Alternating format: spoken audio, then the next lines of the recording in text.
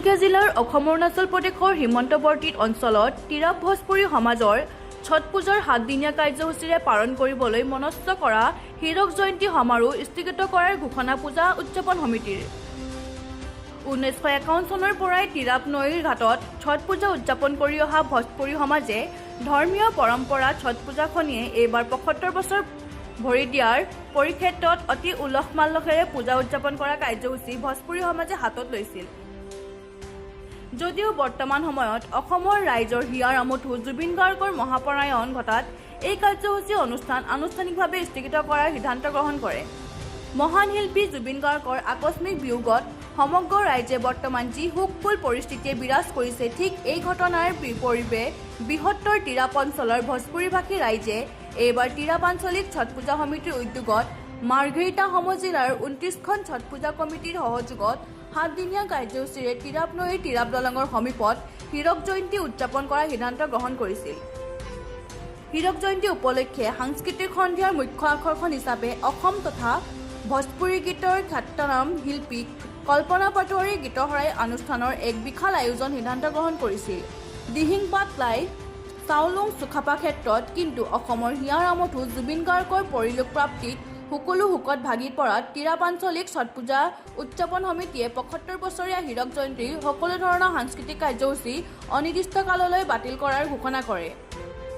সংবাদমেলৰ জৰিয়তে ইয়াৰ লগতে সংবাদমেলত তিৰাপ নৈৰ ঘাটত ছট পূজাই 75 বছৰ ভৰি নিদিয়ালৈকে এটা সামাজিক চক্ৰৰ মাজত চলি অহা এক বিতৰ্কৰ বিষয়টোৰ সম্পৰ্কতো স্পষ্টীকৰণ দিয়ে সদৌ অসম ভোজপুৰী পৰিষদৰ কেন্দ্ৰীয় সমিতিয়ে। চাওঁ আহক তিনিচুকীয়াৰ পৰা সুজিত হাতীমৰুৱাৰ প্ৰতিবেদন।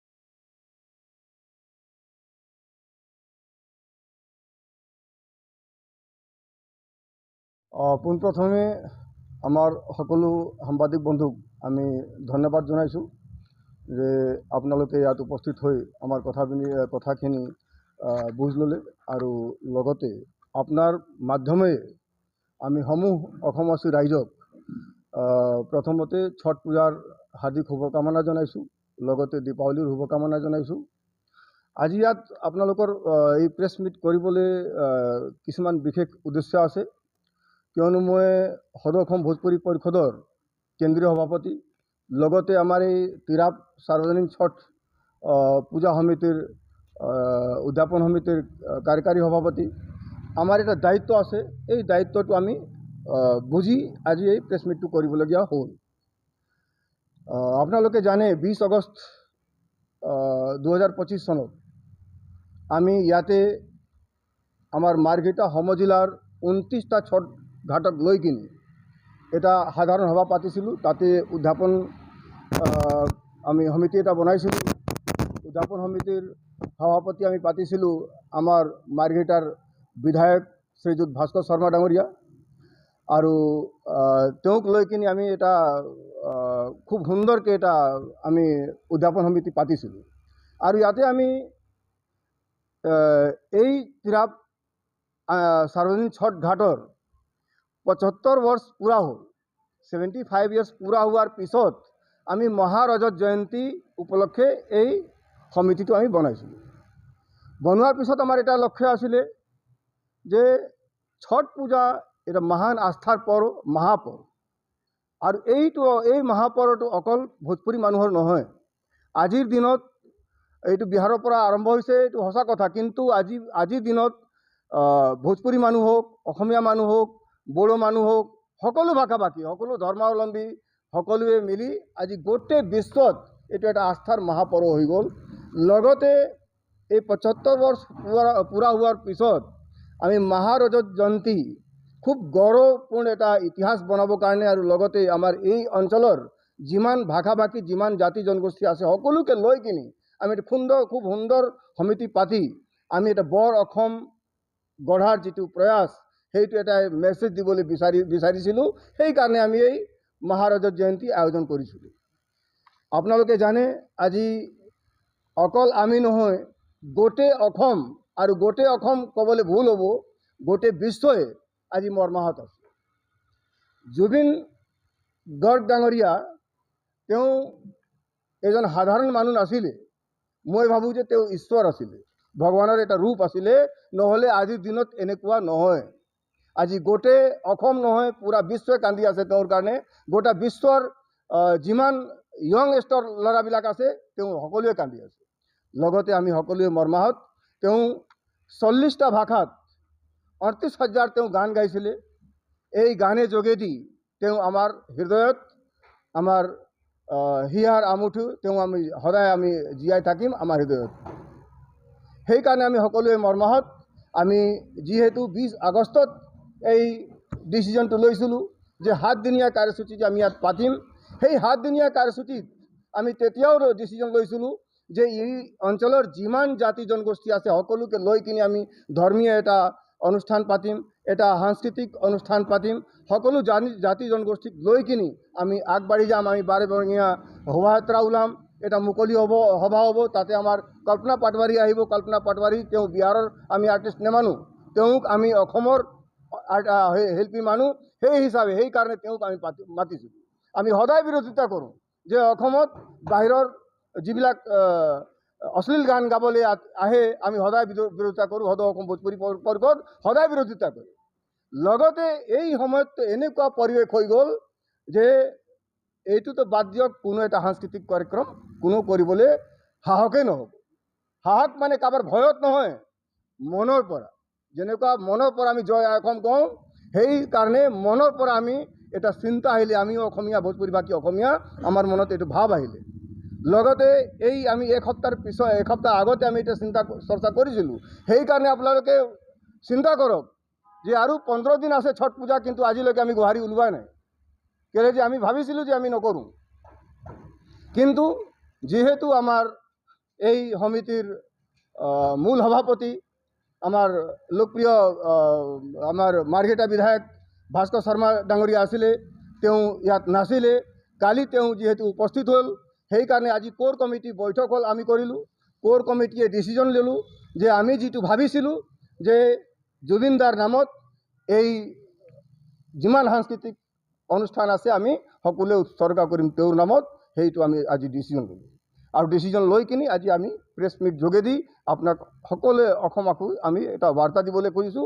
লগতে সদৌ অসম ভোজপুৰী পৰিষদৰ কেন্দ্ৰীয় সভাপতি হোৱাৰ কাৰণে মই গোটেই অসমবাসী ৰাইজক যিমান ছট পূজাৰ কমিটি আছে সকলো ছট কমিটিক এটা আহ্বান জনাইছোঁ যে আমাৰ হিয়াৰ আমুঠু তেওঁ আমাৰ মাজত নাই।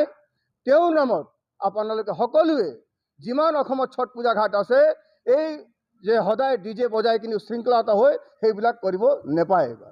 এইবাৰ আপোনালোকক মই অনুৰোধ জনাইছোঁ যে সকলো যিমান ছট পূজা আছে তেওঁলোকে খুব ধুনীয়াকৈ পূজা পাতক আৰু জুবিনদাৰ নামত পূজা পাতক, একো নাই। কিন্তু পূজা খুব ভালকৈ কৰিব লাগে, পূজা কৰাত কোনো বাধা নিদিয়ে আৰু কোনো বাধা নাই, সেইটো কোনো চিন্তা কৰিবলগীয়া নাই। খুব ধুনীয়াকৈ আপোনালোকে পূজা পাতক, ভজন সন্ধ্যা কৰক। কিন্তু এই যে আমাৰ বাহিৰৰ পৰা আৰ্টিষ্ট মাতি যে উশৃংখলতা কৰে, ডিজে বজাই ডিজে নাইট কৰে, সেইবিলাক কৰিব নোৱাৰে। সেইবিলাক আমি এটা মেছেজ দিবলৈ বিচাৰিছোঁ আপোনালোকে। লগতে এতিয়া আমাৰ এই যিটো ছট পূজা ৭৫ বৰ্ষ মহাৰাজৰ জয়ন্তী আমি যিটো পাতিব লৈছিলোঁ, এইটো আমাৰ সভাপতি নিৰ্দেশ মৰ্মে আৰু আমাৰ সকলোৱে আমাৰ কোৰ কমিটিৰ বৈঠকত আমি নিৰ্ণয় ল'লোঁ যে আমি এইবাৰ এই যিমান সাংস্কৃতিক অনুষ্ঠান আছে আমি এইটো বাতিল কৰিছোঁ। আমাৰ 7 দিনীয়া প্ৰগ্ৰাম আছিলে, 7 দিনীয়া প্ৰগ্ৰাম আমি নকৰোঁ। এতিয়া আমাৰ প্ৰথম দিনা হ'ব, 2 দিনীয়া কাৰ্যসূচী হ'ব 27 অক্টোবৰ। ইয়াত ফ্লেগ হোষ্টিং হ'ব, এই ধৰ্মধ্বজাৰোহণ তেওঁ কৰিব, আমাৰ ঝণ্ড উত্তোলন কৰিব আমাৰ মাৰ্ঘেৰিটা বিধায়ক ভাস্কৰ শৰ্মা, যিহেতু তেওঁ এই মূল সমিতিৰ সভাপতি। লগতে আমাৰ শ্বহীদ তৰ্পণ হ'ব, শ্বহীদ তৰ্পণ হিচাপে আমি এই শ্বহীদ তৰ্পণ কৰিম। লগতে আমাৰ জুবিনদাৰ শ্ৰদ্ধাঞ্জলি অনুষ্ঠান ইয়াতে হ'ব। তেওঁৰ নামত তেওঁৰ যিটো গোৱা গীত আছে সেই গীতবিলাক চলিব। লগতে আমাৰ যিমান দল সংগঠন আছে এই দল সংগঠনক লৈ কিনি এটা শুভাৰম্ভণি আমি এটা অনুষ্ঠান পাতিম। লগতে আমাৰ যিটো অস্মাৰিকা ওলোৱাৰ কথা আছিলে আমাৰ, এই অস্মাৰিকাটো আমি সেইদিনাই উন্মোচন কৰিম। ইমানে আমাৰ কাৰ্যসূচী। কিন্তু এই কল্পনা পাটোৱাৰীৰ যিটো আমাৰ কাৰ্যসূচীটো আছিলে, এই কাৰ্যসূচীটো আমি বাতিল বৰ্তমান কাৰণে কৰিছোঁ, স্থগিত কৰিছোঁ। কিন্তু আমাৰ আগতীয়া আমি অলপ দিন পিছত এই ছট পূজাৰ পিছত আমি এটা মিটিং পাতি আকৌ এইটো আমি কেলে যে আপোনালোকে জানে মহাৰাজৰ জয়ন্তী একদিনীয়া প্ৰগ্ৰাম নহয়, 1 বছৰলৈকে চলে। সেইকাৰণে আমি অহা দিনত কেনেকৈ পাতিব পাৰিম, কেতিয়া পাতিম, এইটো আমি চিন্তা চৰ্চা কৰি সেইটো আমি অনুষ্ঠানটো পিছুৱাই দিছোঁ। কিন্তু বৰ্তমান এইটো আমি কৰিব নালাগে। লগতে আমি অসমবাসী ৰাইজক যিমান ছটঘাট আছে আকৌ আপোনাৰ মাধ্যমেদি এটা অনুৰোধ কৰিছোঁ যে এইবাৰ আপোনালোকে এই কালচাৰেল প্ৰগ্ৰাম, সাংস্কৃতিক অনুষ্ঠান আপোনালোকে নেপাতিব, ভজন সন্ধ্যা কৰিব। ধন্যবাদ। জয় ভোজপুৰী, জয় আই অসম। এইটো প্ৰশ্ন সোধাৰ কাৰণে আপোনাক ধন্যবাদ। আমি আগত 600ত আছিলোঁ। 1950 চনত তাত ভূমিকম্প হ'ল আৰু 1951 চনত আমি এই অঞ্চলত আহিলোঁ।